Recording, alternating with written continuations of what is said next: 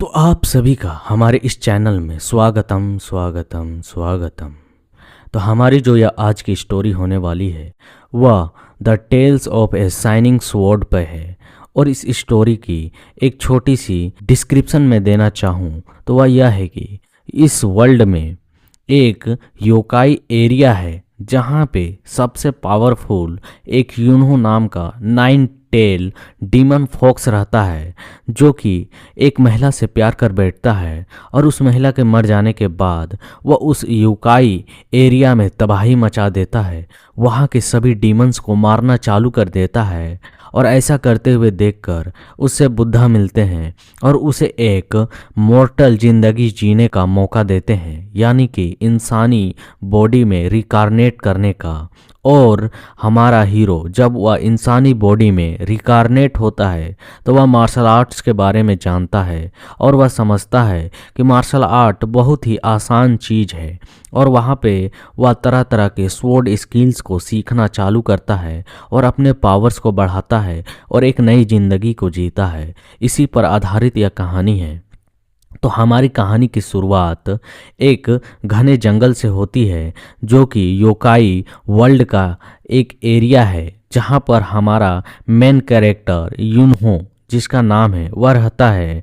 और वह अब बोलता है कि इस योकाई दुनिया में जहाँ केवल ताकत ही सब कुछ है और ताकत से ही आप अपने आप को प्रूव कर सकते हैं। और हम एक टाइगर बीस्ट को देखते हैं जो कि कह रहा होता है, मैंने वहाँ जो कुछ भी किया वह सब कुछ मेरी गलती थी। और हम देखते हैं वह किसी से बचकर भाग रहा होता है, वह किसी और से नहीं हमारे हीरो से बचकर भाग रहा होता है।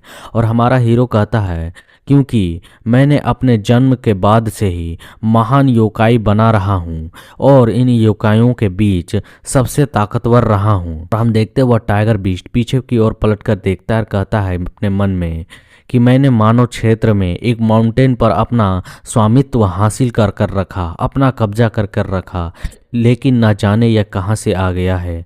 और हम देखते हैं तभी उसे एक जोरदार पंच पड़ती है और वह जमीन पर आकर धड़ाम से गिरता है और जख्मी हो जाता है और वह दर्द में कर्रा रहा होता है, चीख रहा होता है। और तभी हम देखते हैं हमारे हीरो का पैर जो उस टाइगर बीस्ट के छाती पर रखता है और वह कहता है उससे कि जब तुम अपने बड़े बड़े सीखे यानी कि डींगे मार रहे थे, तुम्हें उस वक्त अपने व्यवहार पर ध्यान रखना चाहिए था, क्योंकि तुमने इतनी बड़ी बड़ी बातें की, इसलिए मैंने तुमसे फाइट की। और अब मुझे पता चल रहा है कि तुम एक नंबर के कावर्ड हो, डरपोक हो, जो यहाँ से मुझसे बचकर भागने की कोशिश कर रहा है। मुझे बताया गया था तुम इस एरिया के सबसे पावरफुल योकाई हो, लेकिन तुम्हारे इस सड़े हुए दांत को जो मुझे दिख रही हैं उन्हें देखकर बहुत ही गुस्सा आ रहा है। वह यह कहकर उसके फेस को और भी जोर से दबाने लगता है। और यूनहो कहता है, आपने अपने जीवन में कई चीज़ों को नज़रअंदाज किया है और एक शेर की तरह जीने की कोशिश की है, तो तुम्हें शेर की तरह बहादुरी से मरना भी चाहिए। हम देखते इन बातों को सुनकर वह टाइगर बहुत ही गुस्सा हो जाता है और कहता है, फक ऑफ फॉक्स, मैं तुम्हारे इन बातों को नहीं मानता हूँ। और वह यह कहकर गुस्से में अपने फुल टाइगर फॉर्म में आ जाता है और अपने शरीर के आकार को बहुत ही बड़ा कर कर यूनहो के सामने खड़ा हो जाता है। यूनहो मुस्कुराते हुए कहता है कि तुम्हें लगता है कि तुम अपने मांस को बढ़ा लोगे तो तुम्हारी पावर्स बढ़ जाएंगी।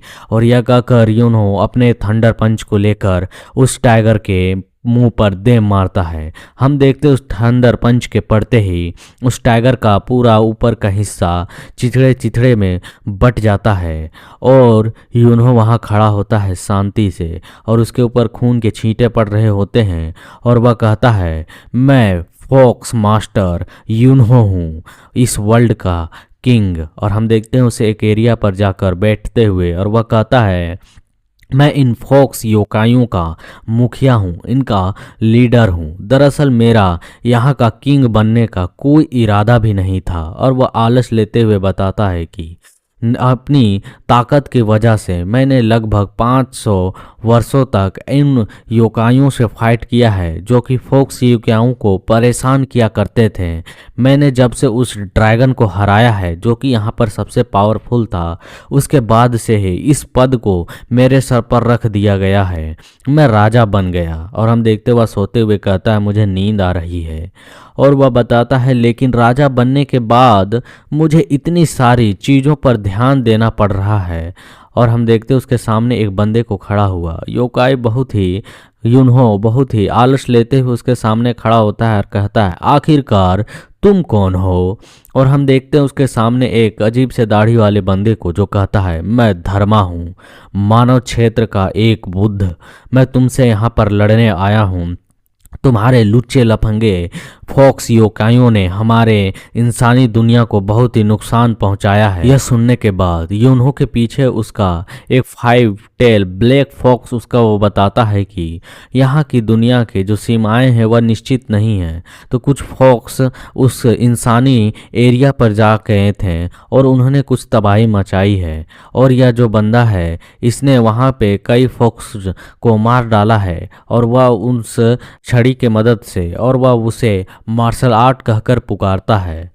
यह सुनकर यूनहो कहता है इस समय योकाइयों और मानव क्षेत्र बिल्कुल भी विभाजित नहीं हैं, ये आपस में जुड़े हुए हैं, इन्हें अलग नहीं किया जा सकता है। इसलिए फॉक्स डीमंस वहाँ पर चले जाते हैं। और वह कहता है मैं यहाँ पर तुमसे लड़ना नहीं चाहता हूँ। और यह कहकर वह पलटकर वहाँ से जाते हुए कहने लगता है कि जिन लोगों ने तुम्हारे साथ इन कार्यों को किया है तुम्हें उन्हें पकड़कर इसकी सज़ा देनी चाहिए, इससे मेरा कोई लेना देना नहीं है। यूनहो वहाँ से जाते हुए कहता है मुझे गैर जिम्मेदार बनना पसंद है। मैं इन फालतू के महत्वहीन मामलों में बिल्कुल भी ध्यान नहीं देना चाहता हूँ क्योंकि ये मेरे धूल के कण के बराबर भी दिलचस्प नहीं है। और हम देखते हैं सुनकर बुद्धा कहता है कि ठीक है, मैं यह करने वाला हूँ जो तुमने कहा है। तो उन फॉक्स डीमंस की वहाँ जाने की वजह तुम हो, तुम्हारी वजह से वे इतने एरोगेंट्स बने हैं। यह सुनकर यूनहो उसकी ओर पलटकर देखता है और हम देखते हैं उस बुद्धा ने एक डंडे से उसके ऊपर अटैक कर दिया होता है। बट यूनहो उसे जंप कर कर उससे बच जाता है और अपने मन में कहता है यह एक शारीरिक ताकत है, फिजिकल पावर है जो कि एक योकाई के बराबर है, डीमन के। और हम देखते हैं वह बुद्धा अपने हाथ से पाम अटैक्स करने लगता है और कहता है ये मार्शल आर्ट है, इससे तुम बच नहीं सकते हो। और यूनहो उन सभी अटैक्स को अपने टेल्स से रोक रहा होता है और हम देखते हैं उसे उन पंच को रोकने में ही उसके कई बाल झड़ चुके होते हैं। अब वह अभी भी आलस ले रहा होता है और कहता है हो सकता है कि यह मानव एरिया में बहुत ही पावरफुल रहा होगा लेकिन मेरे सामने या मेरे अंगूठे के सामने खेल रहे चींटी के बराबर है। यह कहकर उसके छाती पर एक पाम अटैक कर देता है और हम देखते हैं उस पाम अटैक से ही वह जो बुद्धा होता है आसमान की ओर उड़ता हुआ चला जा रहा होता है। और यूनहो कहता है मैं नहीं जानता था कि किसी को मारे बिना मारना इतना कठिन हो सकता है। मतलब कि उन्होंने उसे जान से नहीं मारा होता है, सिर्फ उसे बेहोश कर दिया होता है। और उसके सामने ब्लैक फॉक्स पहुंचकर कहता है कि मास्टर यह बेहोश हो चुका है, क्या मैं इस व्यक्ति को ख़त्म कर दूं? यह सुनकर फॉक्स कहता है कि यानी यूनहो कहता है कि वह एक चींटी के बराबर है, उसे मारकर मेरा कोई फ़ायदा नहीं होने वाला है। और हम देखते हैं कि यूनहो कहता है इस तरह मैंने उसकी जान को बख्श दिया और उसे इंसानी दुनिया में वापस जाने दिया।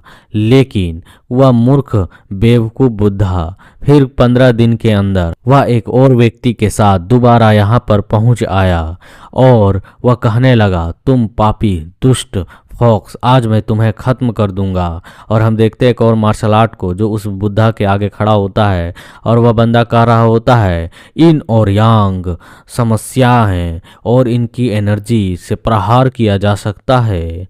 और हम देखते हैं यूनहो कहता है तुम अपने स्टूडेंट को लाए हो या फिर अपने फ्रेंड को, लेकिन यह सब कुछ मेरे सामने बेकार है।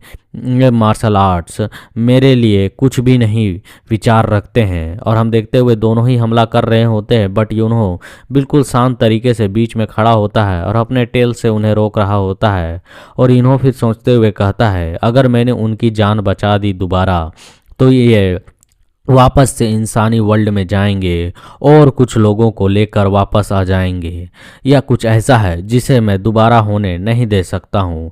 यह कहकर अपने वह टेल से उनके गर्दनों को लपेट लेता है और हम देखते हैं उन्हें वह जान से मार डालता है और वे तड़पते हुए चिल्लाते हुए मर जाते हैं।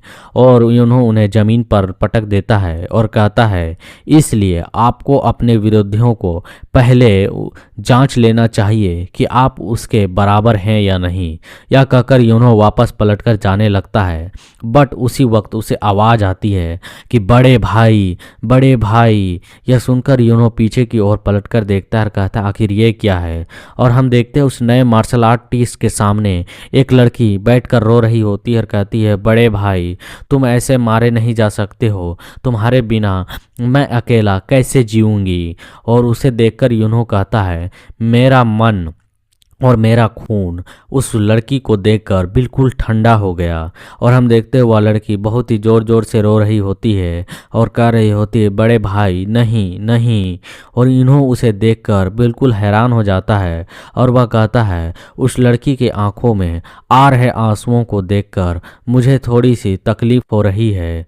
और हम देखते हैं कि यूनहो फिर अपने मन में कहता है, मुझे इतना बुरा आखिरकार क्यों महसूस हो रहा है।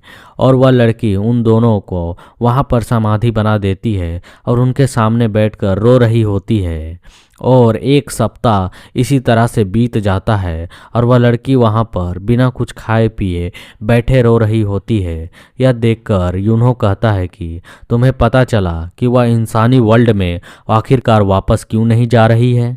यह सुनकर ब्लैक फॉक्स कहता है, मैंने उन बदमाश चूहों से सुना है कि वे कह रहे थे कि वह इसलिए यहाँ पर रुकी हुई है क्योंकि उसका जीवन पूरी तरह से उसके भाई पर निर्भर था। अगर वह यहाँ से जाती है तो वह मारी जाएगी। यह सुनकर यूनो कहता है, आखिरकार उसके शब्दों का अर्थ यह है कि यदि वह इस संसार को छोड़कर जाती है, इस एरिया को, तो वह मारी जाएगी। तो फेक फॉक्स कहता है कि हाँ, लेकिन वह इस योकाई दुनिया में भी जीवित नहीं रहने वाली है, वह इस एरिया में भी मारी जाएगी।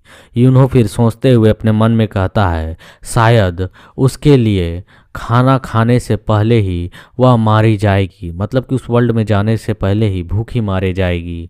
और उसे आवाज़ आती है तो वह पीछे की ओर पलटकर देखती है जहाँ पर एक इंसानी वर्ल्ड का खाना पड़ा हुआ होता है बाउल में। और यूनो कहता है कि यह इंसानी खाना है, तुम इसे खा सकती हो। और यूनो उसकी ओर बढ़ते हुए कहता है कि तुम्हें खाना खा लेना चाहिए ताकि तुम्हारा जो भाई मरा है वह निश्चित तौर पर उसकी आत्मा मुक्त हो सके। वह तुम्हें इस और तरह से देखेगा तो वह बिल्कुल भी शांति से इस वर्ल्ड से नहीं जा पाएगा। और वो यूनो कहता है, यदि वह यहाँ पर रहती है तो उसके लिए बहुत ही बेकार होगा, लेकिन मैं उसके इस कठिन भरे ज़िंदगी को थोड़ा सा आसान बना सकता हूँ। उसे अपने साथ अपने सेवक के रूप में, यानी कि अपने अंडर रखकर उसके जीवन की स्थितियों को थोड़ा सा बदल सकता हूँ। और वह उसे ऑफ़र देता है कि क्या तुम यहाँ पर हमारे साथ रहना चाहोगी। फिर हमें एक हरे भरे घास वाले एरिया को देखते हैं जहाँ वह फॉक्स के साथ खेल रही होती है और बहुत ही खुश होती है। यूनो कहता है, शायद इसीलिए उसने बिना किसी विरोध के मेरी बातों को मान लिया, क्योंकि वह जानती थी कि इसके अलावा वह कहीं और भी जाती है तो वह इस हिंसक दुनिया में जीवित नहीं रह पाएगी। यहाँ पर उसे मेरे तौर पर एक ढाल मिल रहा है जिससे वह शांति से यहाँ पर रह सकती है।